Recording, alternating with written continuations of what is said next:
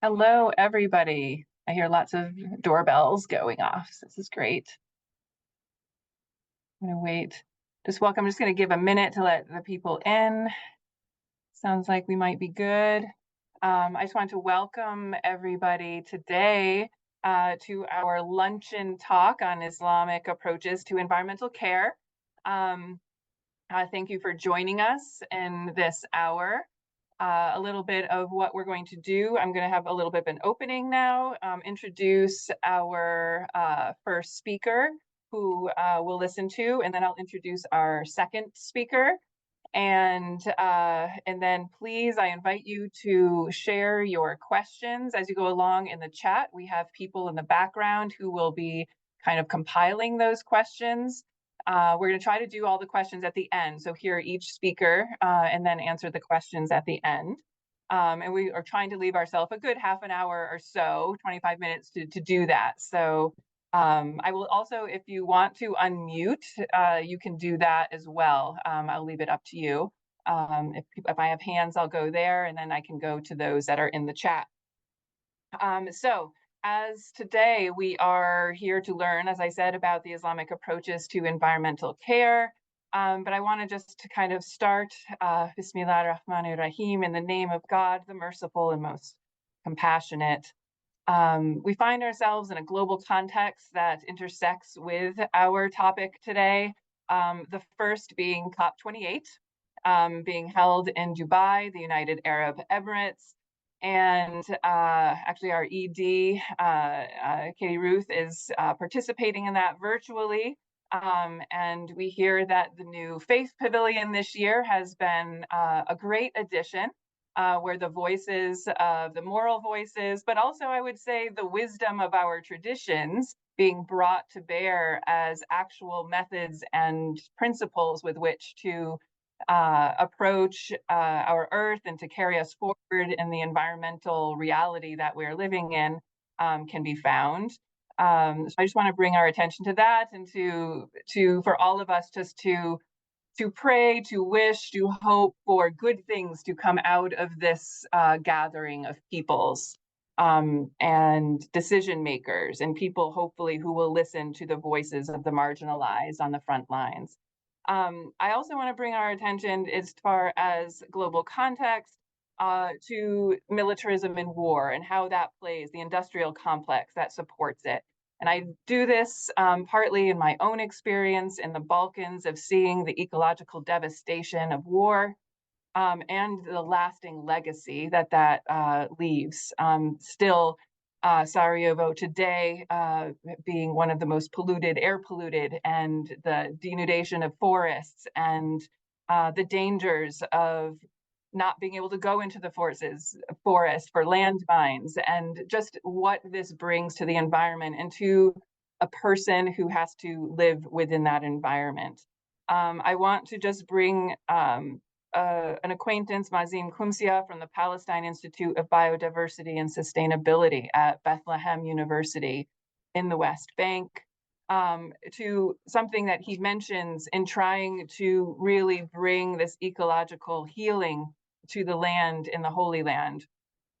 He mentions the Convention on Biological Diversity adopted at the Earth Summit Conference in Rio de Janeiro so many years ago, highlighting three principles: conservation of biological diversity, sustainable use of nature, and the fair and equitable sharing of the benefits. They have done much work in this area to restore and to uplift the ecological richness of the Holy Land, all within a context that has been very difficult politically. He says, subjected to decades of de-development, lack of what do I say? Not interest, lack of, I just didn't go with his words, I think here. Investment, that's not interest, the other I word of investment in the area. And how difficult that has been, however, how they persevere to go forward and do this. So I just want to bring attention to his organization, the Palestine Institute for Biodiversity and Sustainability, to look it up at Bethlehem University. They're doing tremendous work in a very difficult situation. So I would like then to move on. I want to share with you a little bit about our first speaker, Imam Chris Caras. He is the Imam of the Islamic Center of Pittsburgh, and he is a native of Peoria, Illinois. And he studied Islam after converting in October of 2001. He studied Islam formally in Saudi Arabia and Malaysia, earning degrees in Arabic, Islamic theology, history, legal theory, in the Arabic medium, actually with honors. He worked in St. Louis, Missouri, with the Council on American Islamic Relations, and taught for private Islamic school while serving as an imam on the Illinois side of East St. Louis. So here he is, though, now in Pittsburgh. He was a contributing speaker at our PAIPL annual conference that we had in November. Well received, and I look forward to today to hearing what he has to say on Islamic approaches to from more of the legal and Quranic aspect of environmental care. So with that, Imam Chris, if you want to share your screen and begin, we will happily listen. Thank you so much, Melinda, for the introduction, and thank you all for coming and joining, and thanks especially to PAIPL for having this event and this monthly series. So I'm going to share my PowerPoint, my slides, and so hopefully you all can see now. So this is a few slides that I have prepared for this event or for this webinar. And so Islamic motifs on environmental sustainability. I'm just going to begin by, as Sister Melinda mentioned, that I'm going to be talking a little bit about Islamic law and especially certain practices. And all of this is under the umbrella of what we would call the Sharia. Now, Sharia, it's kind of a scary buzzword.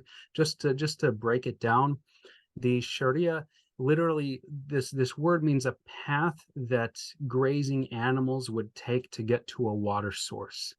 And so it's not a tightrope. It's a wide path that allows for, it has a lot of accommodation in it, and it's very flexible. And ultimately, it goes to the source of life itself. And so the Sharia in Islamic terms, basically of all the different components of it, the only thing that's immutable or unchangeable about it is what we might call the 5 guarantees or the 5 protections that the Sharia aims to preserve, which is the protection of faith and worship, life and blood, family and dignity, intellect and sobriety, and wealth and property, and above all that being justice. So with that introduction out of the way, we'll get into some specific practices within Islam and certain traditions from the Prophet Muhammad, peace and blessings be upon him, and also the Quran. So approaching this from a variety of angles, one of which is from human rights and in relationship with natural resources. So on one hand, in Islam, there is a responsibility to feed others. One verse from the Quran says that, quoting from those that dispute that, should we feed those who, if God willed, he would have fed them? Whereas, the Quran rebukes this and, in fact, reminds us that we all have a collective responsibility to fight against food scarcity, fight against hunger, and to not hoard food, not to spoil it or corrupt it deliberately. And also another part of this is, and against hoarding especially, is the concept of zakat, which is one of the 5 pillars of Islam. And part of that zakat of almsgiving from the affluent Muslims to the struggling Muslims is in the form of livestock and harvest, so that people are not relying on others so much, but they can have they can begin and build their own farms too and have their own sources of food as well. And one of the traditions of the Prophet Muhammad, peace be upon him, is that he said that faith is 70-some branches. And then he said that the lowest branch of faith is removing an impediment from the people's path.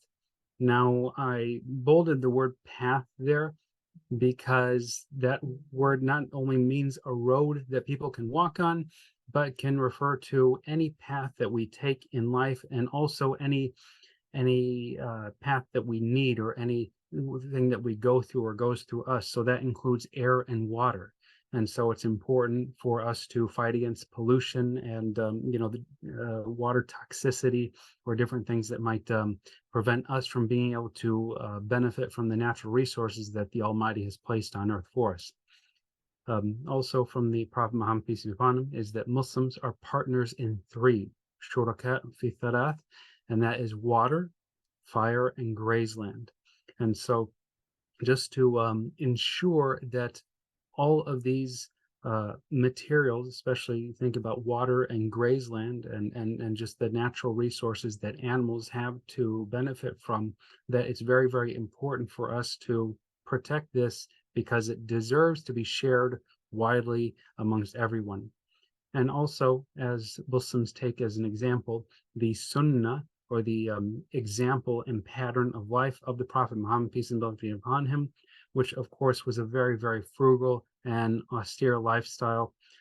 Throughout his life, no matter the financial condition that he lived in, or the means that were available to him, it did not change his lifestyle or pattern of living, always with sufficing with the very least. Sometimes just even most of his diet was water and dates, occasionally bread, vinegar, maybe food that people would gift to him, but never engorging or indulging, and very rarely even filling his stomach.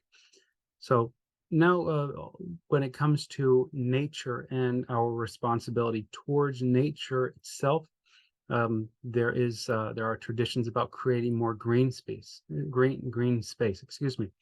So, for example, the Prophet Muhammad, peace be upon him, said that no Muslim plants a seed or sows a field, and then birds, humans, or beasts eat of it, except that it shall be counted for them as charity. And so there is a great reward. Not only do we see that worldly reward for it, but we also expect a reward in the afterlife for doing so. Also, conservation of resources. When it comes to ritual cleansing, ritual purification that we do prior to our formal prayer, for example, which is called ablution, or wudu in Arabic, the Prophet Muhammad, peace be upon him, advised us, saying that there is excess or extravagance and wastefulness even when performing ablution, even if we happen to be on the banks of a running river. And so no matter what our state is, we have to be conservative and always think about those beyond us when it comes to using any resources that are around us. Also, encouraging responsible land use, and guaranteeing land for those who would put it to the best use. And also, a part of Islam is preserving and appreciating the natural beauty of the earth. One thing, if anyone reads the Quran, they'll notice, hardly can you go by a couple of pages of the Quran except that there is incitement to ponder the universe and the world around you, to consider God's signs, and get out of the four walls that encircle us all the time. Also, when it comes to worship, we are reminded, as the Prophet Muhammad, peace be upon him, said, that the earth has been made for me, not only himself, but his entire faith community, a place of prayer and purification. And of course, we can preserve that by respecting that environment, not littering it, not only with obvious litter, but even just pollutants that taint and scorch everything. And likewise regarding the oceans, preserving that purifying nature of its water, and also the food from the sea. And also in Islam, the concept of animal rights. The Prophet Muhammad, peace be upon him, forbade targeting animals, using them for target practice, abusing them, and using them for other than created purposes. So, for example, not like riding cows and that sort of thing, or mistreating of bulls and different animals for our pleasure. And so all that is forbidden. and likewise killing them idly without purpose. And so even the Prophet Muhammad, peace be upon him, said that there is ihsan, excellence, which is a requirement of the Muslim in everything that they do in their life, that is prescribed even in slaughter, and that and so even if one has to slaughter an animal for a good and beneficial purpose, for example, feeding others and for food, that even that must be done with delicacy and not sharpening one's knives in front of the animals or killing animals in front of other animals. Now this point about slaughter is a somewhat contentious or somewhat controversial point among a lot of progressive circles, no doubt about that, and I acknowledge that. But I do want to point out that it is definitely a part of Islamic tradition. And of the two main holidays of the year in Islam, one of them is called Eid al-Adha, the festival or the holiday of the sacrifice or slaughter. And for that occasion, it is part of one of the rituals that Muslims would do is that they would perform a slaughter, or the head of every household would perform or delegate a slaughter, and then give 2/3 or even the entire animal away to poor people that oftentimes they may not have the opportunity to eat meat, but maybe once a year. And so part of that, the reason for that ritual, not only to give to the poor, but to actually acknowledge the great benefits that animals provide throughout human history, and just that great blessing that the Almighty has given us through animals, transportation, hauling, cultivation of land, dairy products, obviously, and meat and organ meat, and also the benefits that their hides provide of leather and fur. Now, even these regulations and considerations are even extended to the most dire of times. That for example, during that theoretical just war, and when war and fighting take that moral scope and enter into that field, there's a prohibition of cutting trees, a prohibition of destroying animals and crops. So there's no scorched earth. This would be a practice which is strictly forbidden in Islam. Likewise, poisoning waterways, as would be obvious, and even during times of war, and at all times there are two sacred cities, Mecca and Medina, for which no matter what time of year or whatever the political situation going on is, that it is forbidden to uproot trees or chase out any of its native wild indigenous animals. Now, that's all some of our responsibilities towards the environment. However, there is also an understanding in Islam that when the environment turns corrupt in some way or other, it is a reflection of our own selves. And so, for example, one verse of the Quran, that corruption or pollution or bad effects have appeared on land and sea because of what the hands of people have earned, so that he may make them taste part of what they've earned, so that perhaps they might return to righteousness.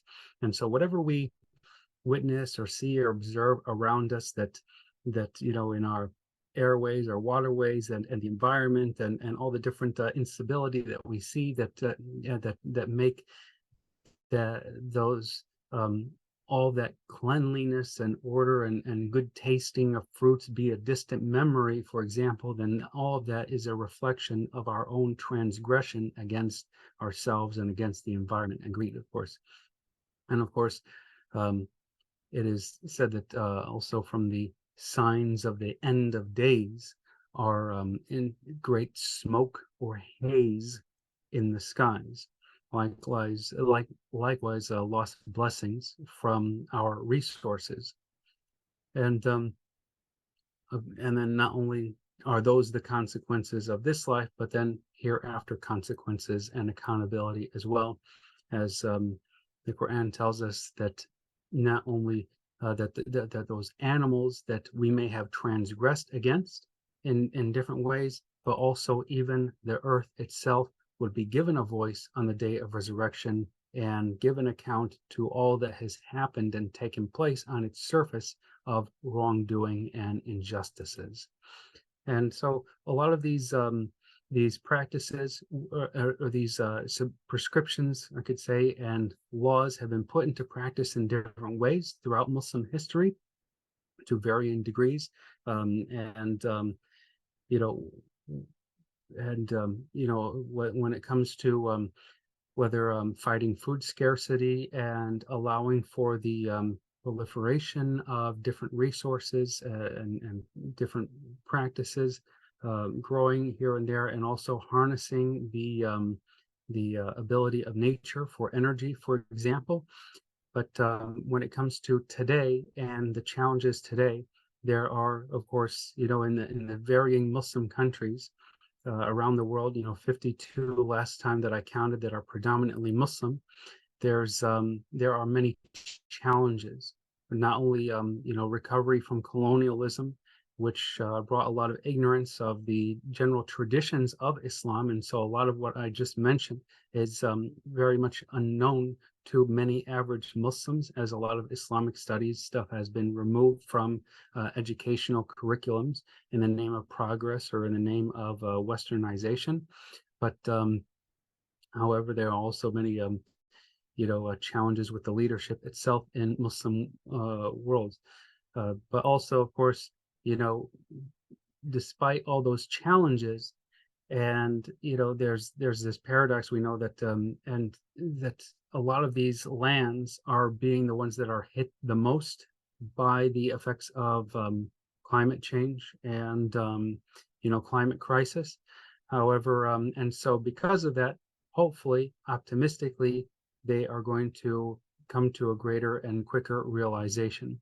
So I'll close on the note of optimism. We do have a couple of causes of optimism, definitely, one of which are a lot of grassroots organizing taking place, and that's what we're going to hear about very soon, I believe, and lots of organizations being formed by academics first and foremost, and then secondly, that the Islamic scholars themselves, imams, they are getting on board one by one by one, group by group by group, and so this is a cause of a lot of optimism, because they are the ones that generally the common Muslims will listen to and heed their advice and general warnings about proper practices to for better environmental sustainability and protection.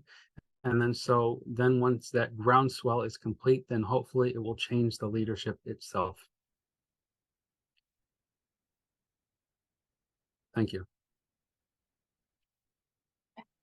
Oh, I was just lulled into hearing what okay, the transition. Well, thank you. We have a couple of questions actually now, but I'm going to save those to the end. And thank you so much, Imam Chris. That was great. And it kind of will offer us a little bit of what is supporting or foundational to what our next teacher,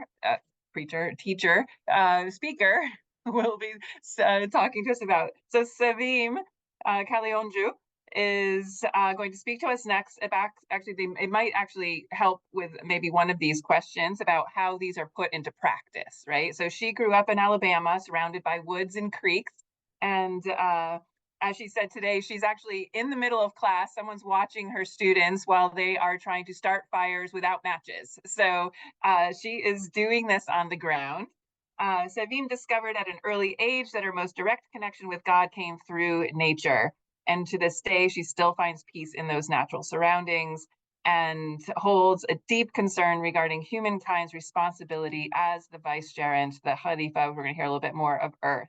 She's involved with multiple local climate action groups and dedicated to helping educate youth about the importance of environmental awareness for spiritual, mental, and physical well-being. She holds a BS from Georgetown and a master's degree from the University of Chicago, and has many years of nonprofit experience in Washington, D.C. and the San Francisco Bay Area. She is also a naturalist interpreter and a yoga instructor. And I just look forward to hearing more about what she is doing with these young people in the D.C. area. Thanks. Thank you so much, Melinda, and thank you to Pennsylvania IPL for this invitation today. I have to remember to update my bio one of these days because that's an old one that I put on the website of Green Muslims years ago. In addition to running Green Muslims, I teach outdoor classes. Some are very nature education focused, and others have gone the direction of outdoor skills, which I found to be a great tool for pulling people outside. But I'll hopefully, I digress already. Hopefully I'll have a moment to talk about why I've come to do this. But first and foremost, I'm going to try to share my screen with you all, and I'm going to talk about the work of Green Muslims specifically. Let's see, here we go. So yes, if I have a moment, I'll tell you how I came into this line of work. But first of all, what Green Muslims is doing. If anybody is not already on our mailing list, Muslim, non-Muslim alike, feel free to check us out at greenmuslims.org and join our mailing list, and you'll get more information about the work that we do. Now I'm going to probably repeat a couple of points, but I must start. We always have to start with why Green Muslims does the work that it does. And Green Muslims is a Washington, D.C. metro area based 501c3 that works to educate our community about environmental issues. Excuse me. But why do we do it? Well, because we believe that Islam teaches us that this is what we must do. So the key points that we base all of our work on, and there's much more, but maybe we'll have time to get into it with questions and answers. But we are told in the Holy Quran that humans, not just Muslims, but all humans are the khalifa of the earth. And when I was a kid, I remember asking my father what khalifa meant, the Arabic term, and I was told it meant vicegerent. And vicegerent is one of the many potential meanings of the word khalifa. But I joke around, but I'm actually quite serious. I still don't even know what vicegerent means. It's not a term that we use these days. Well, Arabic is a very rich language, and there are multiple English terms that can be used to explain an Arabic concept. Well, it's amazing how things have come around, because khalifa can mean successor, representative. It can mean vicegerent, but it also means steward or caretaker. So Islam actually teaches that humans are the stewards of the earth. Wow. I mean, that's all we have to realize as we go into our faith and try to live our faith in this earth. Caretaking of the planet is just a fundamental requirement. So we base all of our work off of that understanding. And then another thing that we like to point out is that the Quran often talks about the signs, and I do believe Imam Chris mentioned this as well, the signs of God that are to be read in the heavens and on the earth. So what are these signs? The Arabic term is ayat. It's something that we should be looking out for when we're in nature. What are the signs of God, and how can being with nature bring us closer to the Creator? And there are also many, many verses and many sayings of the Prophet Muhammad, peace be upon him, the hadith, that talk about the proper treatment of plants and animals. Some of them were alluded to earlier, and if I have time, I'll bring up some more. But this is what we base all of our work off of.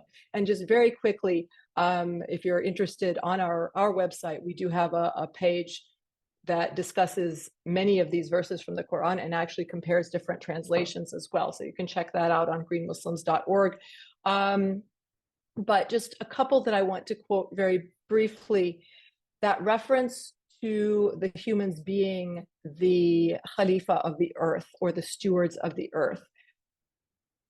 This one verse, entitled "The Ant," states, "In the name of God, the most gracious, the most merciful, who created the heavens and the earth, who sends down water from the skies for you, with which he causes graceful gardens to flow. It was not in your power to make trees germinate. Is there any other God along with God?" And it continues, but then with more descriptions about the earth. And then it says, "And who made you trustees on the earth? Is there any other God along with God? How little it is that you reflect." And I originally quoted this verse because it has the reference to khalifa. Here the definition in this translation is trustees, but who made you the khalifa of the earth, the stewards of the earth? But it also has many other points that connect Islam with nature. Nature is one of the proofs of God's existence. who could have created all of this beauty and amazement except for the one God himself? And this verse alludes to that, but then it also tells us that we need to reflect, and we can reflect on nature, God's creation, to better understand our Lord, our Creator, and our responsibility here on earth. So going on to the what we are reflecting on, it's those signs, those ayat. And here in another verse from the Quran, it says, there truly are signs or ayat in the creation of the heavens and the earth, and in the alternation of night and day for those with understanding, who remember God standing, sitting, and lying down, who reflect on the creation of the heavens and earth. Our Lord, you have not created this without purpose. You are far above that. So protect us from the torment of the fire. So again, that allusion to how we need to pay attention to the earth around us. It is one of our connections to God. And I may go in a little bit earlier. I think this was also mentioned by Imam Chris, but we can read the signs of God in nature. It is one of God's books for us to learn from. And so we need to pay attention to it in order to strengthen our faith. And then, of course, we need to protect it because that's how important it is. There are also various hadith that talk about how we should be treating the plants and the animals. I'm going to skip over these right now, but that last sapling, it matters. Each animal, this was also quoted earlier, each animal has to be used for a purpose. You cannot waste the life of an animal. These are clear Islamic teachings that show us that we need to respect nature and we need to care for it. And if we have caused damage to it, we need to work to repair that. And these are the bases for the work that Green Muslims does. So going into specifically Green Muslims' work at this point, Green Muslims actually was started as first a social group and then became eventually a 501c3 with its beginnings going all the way back to oh my gosh, I was going to say 2017, but that's not right. It's 2007. That's how long it's been around. And I was not one of the founding members. I myself have been with Green Muslims for the last 6 years, but I did know the founding members. They were unique. Now our general Muslim community seems to be getting more and more involved in climate work, but back then it was a really new concept. The mission of Green Muslims is to serve as a source in the Muslim community for spiritually inspired environmental education, action, and reflection. We engage locally, so we have our outdoor programs here in the Washington, D.C. metro area, but we also serve as a national and nowadays as an international resource. Our vision is Muslims living in the environmental spirit of Islam and striving towards that connection with nature that I was talking about, which then leads to environmental stewardship. And so it was back in 2007 that a social group in the Washington, D.C., well, in D.C. proper, young professionals, it was Ramadan, and they could not deal with the amount of waste that occurs during Ramadan and the use of styrofoam and plastic. And so they created the first no waste leftar, as they called it, because not only was everyone supposed to bring their own plates and utensils, but they were also supposed to bring leftovers from home, so no food would go to waste. And that was how the organization got started. Our aims are to encourage a deep spiritual connection with nature and an understanding of environmental stewardship as an obligation of our faith, and then also to provide a Muslim voice in American and global environmental work and serve as a bridge between the Muslim community and other environmental work so that Muslims will get more involved in everything that's being done. We focus a lot on hands-on learning. Then with nature education being a key component, yes, we are encouraging action, but the action should be based on knowledge. So our flagship program that was created is called Our Deen is Green, Deen being the Arabic word for faith. It, up to this point, has been a youth outdoor education program. We now are going to be starting an adult version as well, but we also go to Sunday schools, religious education programs on the weekend that's tied to various mosques, and we give talks and lead nature hikes, and we do classes with camps, and we even help with getting badges for Muslim scout troops. Then other outdoor programming that's more adult and family focused, we do educational nature hikes. I myself am a naturalist at this point and like to just take people out and tell them the names of plants and animals and talk about what its role is in the ecosystem. But we do service projects like trash cleanups, native plant plantings, and invasive plant removals. So going into a little bit more detail about our flagship program, Our Dean is Green, it's actually a grant-sponsored meaningful watershed education experience, or MIWE for short. I know that MIWEs did not exist when I was a kid, but here in the Chesapeake Bay watershed area, I know that public school kids at a few points in their education get to learn about the Chesapeake Bay watershed, its interconnectedness. They learn what a watershed is. They learn about native plants and animals. And so we try to provide these programs as well, where we teach those topics. We talk about the human impact on the watershed and the things that we can be doing to help it. Here's just some more pictures of what we do. You see the kids on the left, they are making a watershed model out of sand. And on the right, they're using a pre-constructed model to talk about how the water travels downstream all the way to the Chesapeake Bay, but how when we cause pollution, the water takes the pollution with it. Or if we destroy the land, the soil will be washed away.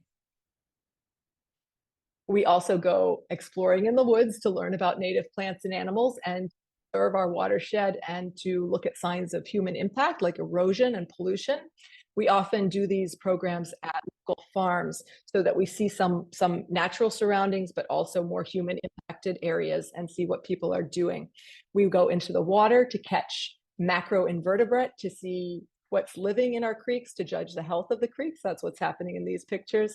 And then we, of course, do cleanups, and we get to go on boat rides too. So in addition to the ODIG program, we have our nature hikes and just more pictures of just things that we're doing. We're learning about the local plants and animals. And then we do go indoors and give our talks as well. And we have virtual programming, which is advertised regularly that everybody can participate in. One such program is called Khalifa Conversations, which we do in partnership with a group called Green Ramadan, where we have speakers from within the Muslim community sharing their perspectives and their work that ties to the environment. And then, as I've alluded to earlier, we have all of our talks, our presentations at Sunday schools, at mosques, and then we participate in interfaith events like today and various conferences talking about the work that Green Muslims does. Specifically, when we are invited to work with local masajid or mosques, we take this message into their community about what our watershed is and how we impact it. We talk about our role as khalifa and what our responsibility is for caring for the environment. We try to connect the spirituality with the conservation. We try to connect the plants and the animals with our faith. And just some more activities that we do. We help with the scouting badges. And then we also help these groups apply for grants so that they can start native plant gardens in their areas and expand their environmental education programs. We have a Ramadan calendar and toolkit that you can find on our website, as well as a link to these verses that talk about the environment. And there are a few other activities we do as well, which we may get to later. I think my time is probably up, but I wanted to make one note about how I came to get involved with this kind of work. That Alabama upbringing was very unique in that it helped me connect with nature. I was surrounded by the environment, but I also was not surrounded by a Muslim community. And so, in fact, there was no mosque where I could go and pray on Fridays. So nature became that house of worship for me, as well as the book that I read from. And when I became a mother, that was what I wanted to share with my child, that personal connection through nature to the faith. And now, alhamdulillah, thanks be to God, I'm able to share it with many children, both from an Islamic and a secular perspective. And I'm really grateful for that opportunity. And thank you for letting me go over my time.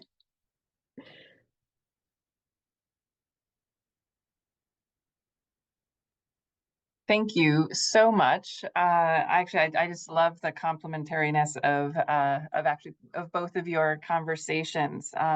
I want to, as I just lost where I was, we do have a couple of questions, but I wanted to open up to the floor. If anyone has a hand to raise with questions first, we can do it that way.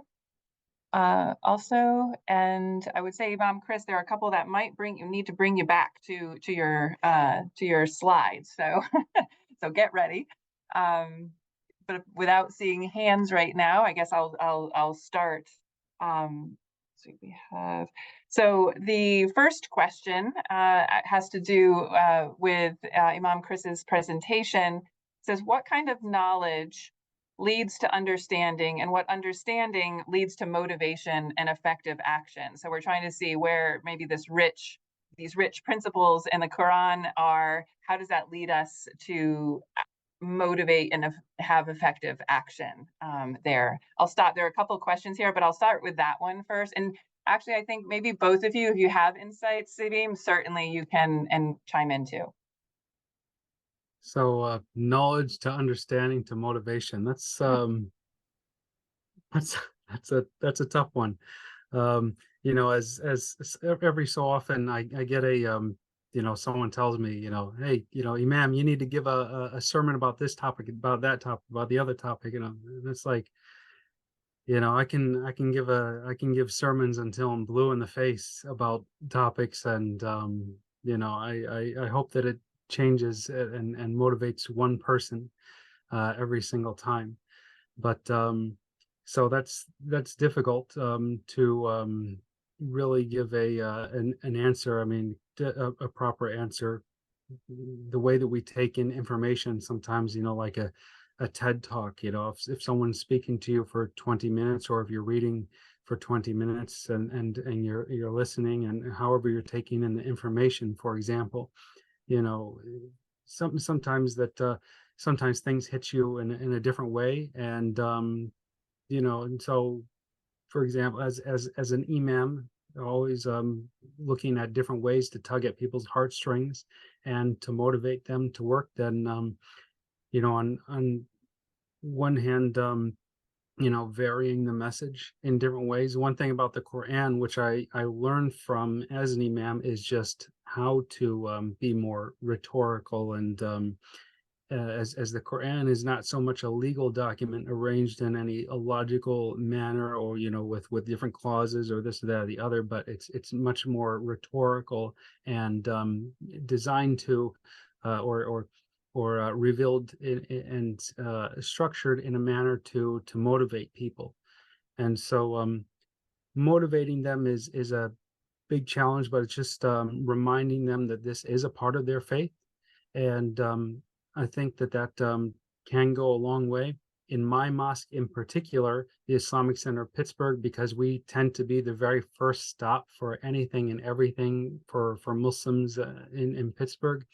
It is a continuous challenge because we have lots of refugees, lots of first generation immigrants that you know, they're still learning English, and you know, they have very, very great challenges. And so communicating that message on, you know, that here's, you know, so there are many, for example, certain practices that we think up in our lab and at our conference room and in our committees, but then we think, no, this is not going to work. This is just not going to work with our community. I mean, like asking everyone to bring Tupperware, for example, to take food home. It's just, you know, I mean, certain things that we just know immediately will not work with our mosque. It might work with other mosques, but you know, so it's just a constant challenge. Yeah.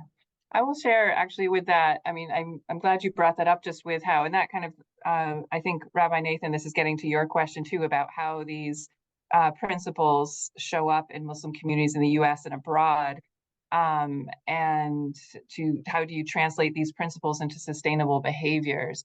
And I would agree, I think in our mosque here too is a similar question. People are spending a lot of energy on other things first, and this doesn't always, the sustainable little actions aren't always the first ones.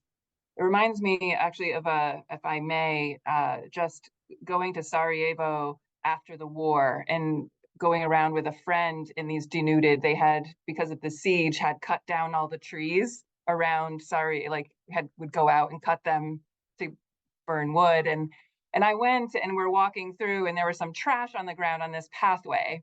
And I was like, oh, why is it so? There was a lot, actually. There was just trash was on the ground. And I asked about the litter.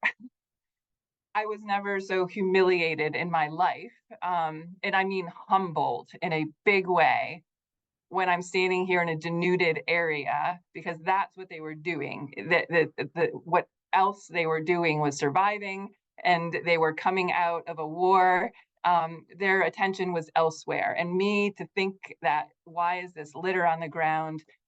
I felt so small. And I think in some ways that's a parallel story in a different way. But I don't know, Sevim, if you wanted to mention, talk to that too, because you're seeing a lot of work on the ground actually happening. Yes, and I actually was going to bring up another technique because it's true. I mean, I remember being involved with interfaith and secular groups where, of course, we're already making all these efforts. We take our own bags, we bring our own containers and our water bottles. It's not that easy for everyone. And with Green Muslims, we're going back a couple steps, and we're starting with love. Yeah. Just starting to love God's creation and the beauty of nature. I think that's where the strength will eventually come. I mean, it's easier for some people to take steps than for others, but if everyone has that love in their heart, from that can grow greater action, but also less damage. So especially when working with children, which is often my preference. Let's start with the children, help them to be comfortable in the woods and to love nature. From that love comes a connection to nature. Mm-hmm. And from that connection comes a couple of things.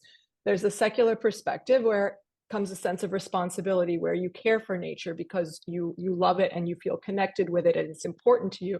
From an Islamic perspective, that connection to nature also connects you to God. And so, yes, you still take care of the environment because you love it and you want to preserve it, but you also take care of it because you love God, and it's your responsibility to do that. And so it's going back to the fundamental connection to the earth so that people care. And from there, we can take those action steps to undo the damage that's already been done, but first to prevent creating more damage. Nice. Thank you.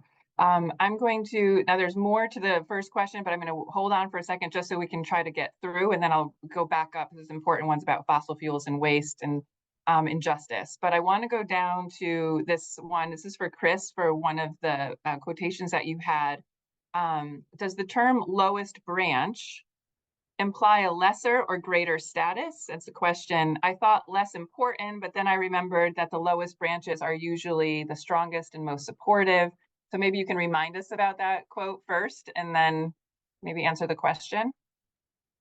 So I'll put the quote in context and give the full quote. So this is a well-known tradition from the Prophet Muhammad, peace and blessings be upon him, that he said that faith, or iman in Arabic, is 70 some branches. The highest branch is testifying that there is no deity worthy of worship except Almighty God. The lowest branch is removing an impediment from the path of peoples, and modesty is a branch of faith. And so, anything that is a branch of faith is noble just for that very reason. And so it's something that any Muslim should, once they recognize that this is from faith, that hopefully they would compete to realize that and put it into practice in their lives, especially when it is, to branch off that metaphor, low-hanging fruit. And so, removing things from people's path, not just pulling your car over and getting something out of the road that you see, but anything that can make it easier for people to live their lives. And that's something that's it's really just a huge part of Islam in general. Okay. Yeah. Not to discount it or to say that it's a low branch or a lowly branch. It's definitely not lowly. Right. I'll just say that. Yeah. Thank you. Thank you for that. Thank you. I'm going to go for the next one. Oh, the next one's about slide 9. There was an interesting line. I don't know if you want to just find that, and we can, if that's quick for you to get to. I think this was Helga's question. Is there, I don't know if there are more than one there, but So if referring to Oh, yes. like the order that they were on my for my presentation, here's slide 9. Okay. Um, Helga, is if this the that's one? Yeah, that's it. I just couldn't read the second part, and it's so lovely because then it says, followed by abundant blessings after great evils perish. It makes you very hopeful. And that's a sentence I didn't catch quite. Ah, okay. All right. yes, yes, yeah. There's that goes with Islamic eschatology and end of days events. Of course, a lot of things are cyclical nonetheless, and one thing that the Prophet Muhammad peace be upon him told us that is to always be patient, always endure, and keep practicing and doing as best as we can, and be grateful, because every successive time that follows is going to be more challenging. I'll put it that way. But that eventually there will be, yes, great abundance and blessings, and that the different challenges that do appear are relative, and so there's nothing preventing us or from making our own setting better than it was before. Yeah. It's a very interesting quote, if I may quickly, because when it says lost blessings from food, earth, and rain, and we know that industrial agriculture and the food processing industry really kind of made the nutritional value of the foods we get a lot less. Yeah. And created a lot of foods that are dangerous to our health. Yeah, absolutely, absolutely. And rain that damages, and Yeah. it's just really amazing. And I mean, on one hand, of course, it strengthens my faith in my own religion, but and also tells us that we have a lot of work to do, and a lot of the problems that exist, it's definitely man-made, and but because it's man-made, it's also potentially to some extent man-solvable as well. Yeah. Yeah. Nice. Nice.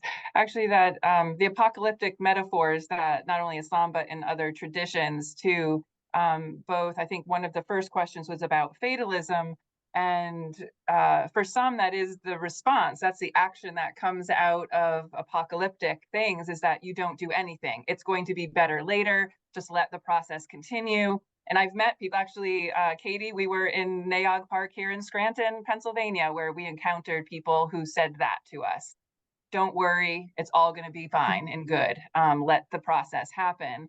And but in Islam, as we know, and maybe Imam Chris and Sevim actually probably could share this. I think Sevim, you might have even shared the piece that even when that is in front of us, when the end day is there, you plant the tree, right? You don't stop being a steward of the earth, even through the apocalyptic times, all of the signs, until the very last day when everything disintegrates. So actually, as Muslims, I feel like that is not possible for us to kind of leave it to the future, even though it may be better. So let me go back, because I know we only have like a few minutes. There is someone's asking about copies of the presentation, so we will try to, I know we do this, the link for this will be available. There will be it will be available on our website, PAIPL, afterwards, the version, and all of their slides will be there that they've shown. So let's see, I'll go up to the top question. Again, seeing that Muslim majority nations are not, I think Imam Chris, you spoke to this a little bit, Muslim majority nations are not necessarily making the right decisions to protect the planet and the natural world. I mean, this might be something too, we're in COP28 in the Arabian Peninsula, we're in the middle of oil, and sometimes those decisions aren't being made correctly.